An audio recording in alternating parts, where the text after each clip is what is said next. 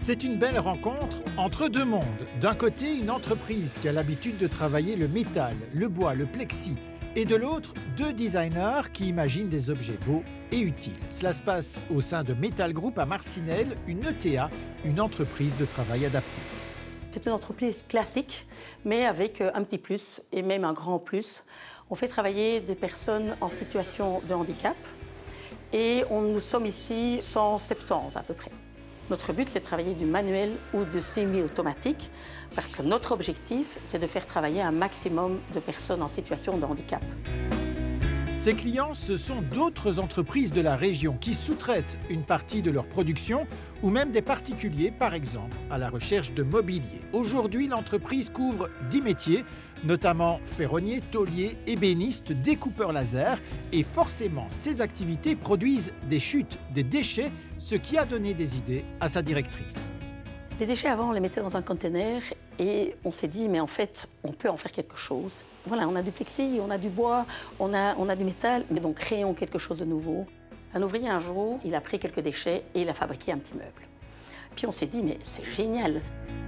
C'est le début d'une belle aventure. Très vite, Metal Group a fait appel à deux designers, Sylvain et Patrice, pour créer une marque de petit mobilier, Scrap Design.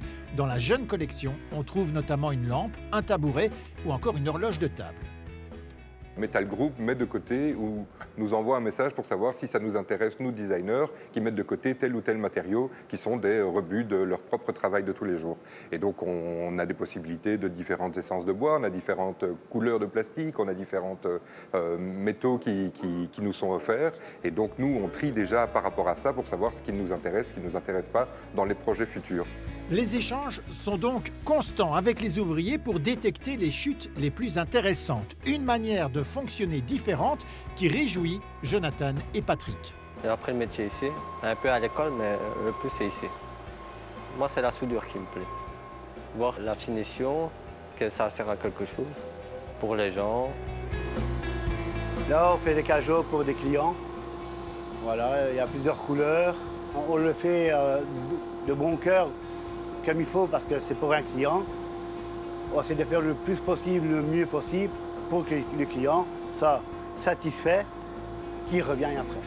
Les créations de Scrap Design sont actuellement distribuées via le net et l'objectif est également de le faire via un réseau de magasins. Une belle initiative qui trouve pleinement sa place au sein de la quinzaine de l'économie circulaire.